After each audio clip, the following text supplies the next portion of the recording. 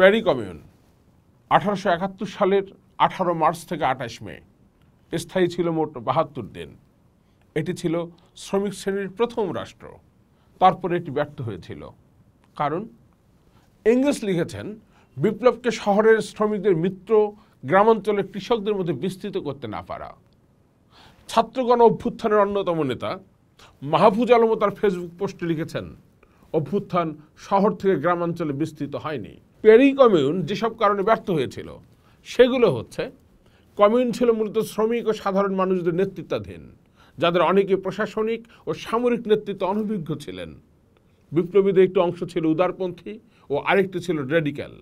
ফলে সিদ্ধান্ত গ্রহণে দ্বিধাদ্বন্দ্ব তৈরি হয়। দ্বিতীয়ত, বিপ্লবীদের যতটা কঠোর হওয়ার দরকার ছিল তারা ততটা ছিলেন না। উল্টো ফ্রান্সের তৎকালীন থিয়ারের নেতৃত্বে ক্ষমতাচ্যুত সরকার ভেরসাই অবস্থান নিয়ে সেনাবাহিনী পুনর্গঠন করে। এই বাহিনী পরবর্তীতে প্যারিসে আক্রমণ করে এবং রক্তাক্ত সপ্তাহে 30,000 কমিউনারকে হত্যা করে। 3. গোটা ইউরোপ কমিউনারদের বিপক্ষে সশস্ত্রভাবেই দাঁড়ায়। 4. শুরু থেকেই প্যারিসকে অবরুদ্ধ করে। শহরের শ্রমিকদের সাথে গ্রামের কৃষকদের মৈত্রী গড়ে তোলা সম্ভব হয়নি। ভেরসাই বাহিনী ও প্রুশিয়ানদের দ্বারা ঘেরাওয়ের কারণে ফ্রান্সের কৃষকরা তাদের পাশে এসে দাঁড়াতে পারেনি।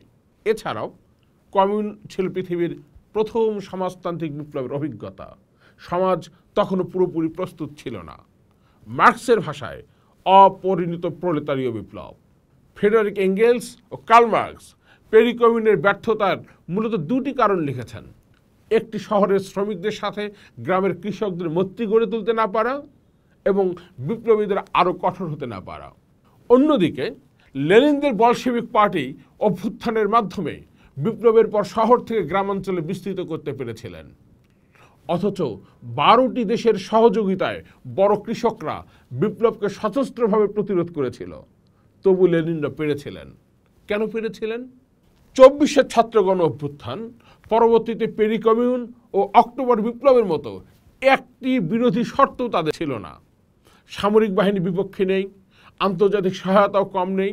শহরের সাথে গ্রামের মফস্বলে অভ্যুত্থানের পক্ষে ব্যাপক জাগরণ দেখা গেছে। কোথাও অবরোধ নেই, দমন নেই, বাইরের রাষ্ট্রের আক্রমণও করছে না। সাথে আছে রাষ্ট্রের সমগ্র জনগণের সমর্থন। এমনকি নারীরাও গণ অভ্যুত্থানের সামনের সারিতে ছিল। তাহলে এই গণ অভ্যুত্থান শহর থেকে গ্রামাঞ্চলে বিস্তৃত হচ্ছে না কেন? বিপ্লব বা অভ্যুত্থান রক্ষা পায় নেতৃত্ব দানকারীদের মিত্র শক্তির উপর। মিত্র জোটে কর্মসূচির ভিত্তিতে, শত্রু জোটে একই কারণে। 24-এর গণ অভ্যুত্থানের প্রধান কর্মসূচি ছিল ফ্যাসিবাদের উচ্ছেদ। ফ্যাসিবাদ হলো হিংসা বিদ্বেষমূলক, বৈচিত্র্যহীন ও ব্যক্তি স্বাধীনতা বিরোধী অসহিষ্ণু ভাবনাকে বৈধতা দানকারী এমন একটা চেতনা।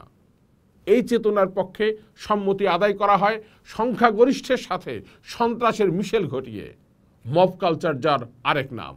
গণতন্ত্রের শত্রুরাই হচ্ছে ফ্যাসিবাদের বন্ধু। জার্মানিতে ইহুদিদের, কমিউনিস্টদের জীবনকে হত্যাযোগ্য ভাবা হয়েছে। সবই হয়েছে খাঁটি আর্য জাতির নামে। খাঁটি খ্রিস্টান, খাঁটি জার্মান, খাঁটি বাঙালি, খাঁটি মুসলিম, এরকম আর যত খাঁটি আছে আর কি। ফ্যাসিবাদ বিরোধী লড়াইগুলোতে কারা মিত্র? অভ্যুত্থানের দিনগুলোতে প্রমাণ হয়ে গেছে তারা হলেন শ্রমিক, কৃষক, ছোট ব্যবসায়ী, চাকরিজীবী, নারী ও সংখ্যালঘু জাতীয় ধর্মের নাগরিকরা। অভ্যুত্থানের নেতৃত্ব দিয়েছে যে ছাত্ররা, তারা এদেরই সন্তান। লেনিনের ভাষায় উর্দিপরা কৃষক। তাই চাকরির অধিকার চাইতে গিয়ে ফ্যাসিবাদকে অপসারণ করতে হয়। জলবায়ু ঝুঁকিপূর্ণ অঞ্চলে নারীদের কৃষি জমির মালিকানা, বিবিএস এবং ইউএন তার এক যৌথ জরিপে দেখিয়েছে যে এসব অঞ্চলে নারীরা মাত্র 6.89% কৃষি জমির মালিক, যেখানে পুরুষদের মালিকানা 93.11%। গ্রামীণ নারীদের কৃষি জমির মালিকানা। ওয়ার্ল্ড ব্যাংকের ভয়েস টু চয়েস প্রতিবেদনে উল্লেখ করা হয়েছে, গ্রামীণ বাংলাদেশে শুধুমাত্র 13% নারী একক বা যৌথভাবে কৃষি জমির মালিক, যেখানে পুরুষদের হার 70%। মুসলিনী, হিটলার থেকে মোদি, এরা সকলেই মনে করেন নারীর কাজ গৃহে। বড়জোর ডাক্তার ও শিক্ষকতার পেশায়। নারীর মঙ্গল নারীর বদলে তারাই নির্ধারণ করে দিতেন। তাদের তৈরি আদর্শ নারীর মডেলে নারীরা ফিরে যাবে ঘরে আর পুরুষরা কাজ করবে বাইরে। হিটলার মেয়েদের ঘরে ফেরাতে করলেন বেকারত্ব প্রতিরোধ আইন, যে মেয়েটি কাজ থেকে সরে এসে গৃহিণী হতে রাজি থাকতো তাকে সুদিন ঋণ দেওয়া হলো। প্রতিটি সন্তানের জন্য 4 ভাগের 1 ভাগ মকুব করা হলো।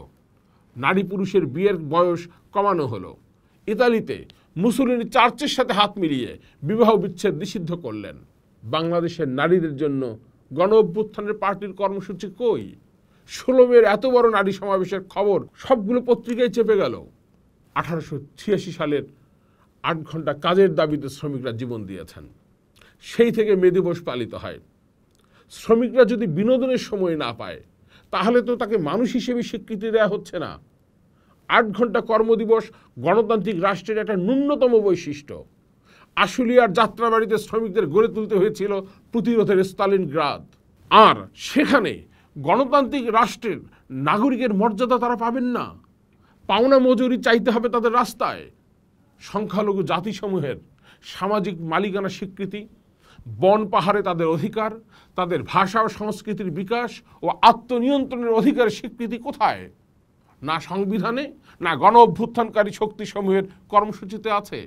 পাকিস্তান আন্দোলন ছিল জমির প্রশ্নে, মুক্তিযুদ্ধ ছিল কৃষির প্রশ্নে। জেলে কৃষকদের 300 বছরের হাটঘাটের জমিদারির উচ্ছেদের কোনো উদ্যোগ নেই। উপকূলের লবণ চাষের কথা নেই। কৃষকদের উৎপাদিত পণ্যের দাম কিভাবে নির্ধারিত হবে সেটা আলাপ নাই। কৃষি সংস্কারের কমিশন নেই। জেলা উপজেলার সংস্কৃতি কর্মীদের মহড়ার ঘর নেই। উপস্থাপনের মঞ্চ নেই। শহরাঞ্চলে প্রতি 550 জনে একজন ডাক্তার, আর গ্রামাঞ্চলে প্রতি 9090 জনে একজন ডাক্তার। এই চিকিৎসা ব্যবস্থা নিয়ে কথা কোথায়? ঢাকার পাশের জেলাবাসীরা যে ভাড়ায় ট্রেনে রাজধানীতে আসতে পারে, কুড়িগ্রাম কিংবা রাঙামাটির বাসিন্দারা একই ভাড়ায় কি তা পারে? হাসিনা সরকার গত বছর 4 মে দূরত্ব ভিত্তিক রেয়াত বাতিল করে। সেই রেয়াত আর পুনর্বহাল হলো কোথায়? 300 বছরের ঔপনিবেশিক শহর ও গ্রামের বৈষম্য বিলোপের আলাপ ছাড়া গণ অভ্যুত্থান শহর থেকে গ্রামাঞ্চলে বিস্তৃত হবে কেমনে? মৌলানা ভাসানী তার মাও সেতুংয়ের দেশে বইতে লিখেছেন, মাও সেতুংয়ের দেশে আমাকে সব থেকে মুগ্ধ করেছে কি? এ প্রশ্ন অনেকেই জিজ্ঞাসা করেছেন। অনেক ভেবে দেখেছি। প্রশ্নটির জবাব আমি এক কথায় দিতে পারি, হাসি। হ্যাঁ, হাসি আমার সব থেকে বেশি মুগ্ধ করেছে। চীনের মানুষ আজ হাসতে পারে। আমরা কি হাসির উৎসের সন্তান পাবো না? একটা জাতি কিভাবে হাসবে? অন্ন, বস্ত্র, চিকিৎসার জায়গাটা যখন নিশ্চিত, যখন তারা জানবেন হঠাৎ অসুস্থ হলে রাষ্ট্র আছে, তখনই না মানুষ হাসবে। মুক্তিযুদ্ধে গ্রাম বাঁচিয়েছে বাংলাদেশকে, কিন্তু যুদ্ধ শেষ হওয়ার পর 54 বছরে একজন সরকার প্রধানও কি রৌমারী, চিলমারী, ভ্রুঙ্গামারীর যুদ্ধক্ষেত্রের গ্রামবাসীদের সাথে দেখা করতে গেছেন? মুক্তিযুদ্ধের সেই দিনগুলোতেও প্রধানমন্ত্রী তাজউদ্দিন আহমেদ কলার ভেলায় যুদ্ধক্ষেত্রগুলোতে গেছেন মুক্তিযোদ্ধাদের উজ্জীবিত করতে। আধুনিক ব্যবস্থা ও স্থিতিশীল পরিস্থিতিতে একজন উপদেষ্টাকেও কৃষক জেলেদের মাঝে পাওয়া গেল না। এমনকি গণ অভ্যুত্থানের নেতৃত্ব দানকারী এনসিপির শীর্ষ নেতাদের রুমেও আমি আঙ্গুলের ছাপ দিয়ে প্রবেশাধিকার মেলে। এনসিপির নেতাদের জীবন কি মুক্তিযুদ্ধের নেতা তাজউদ্দিনের চেয়েও ঝুঁকিপূর্ণ? রবীন্দ্রনাথের ভাষায়, দ্বার বন্ধ করে দিয়ে ভ্রমটারে রুখি, সত্য বলে আমি তবে কোথা দিকে ঢুকি। পোস্ট দেখুন, ভাবুন, থাকুন পোস্টের সাথেই।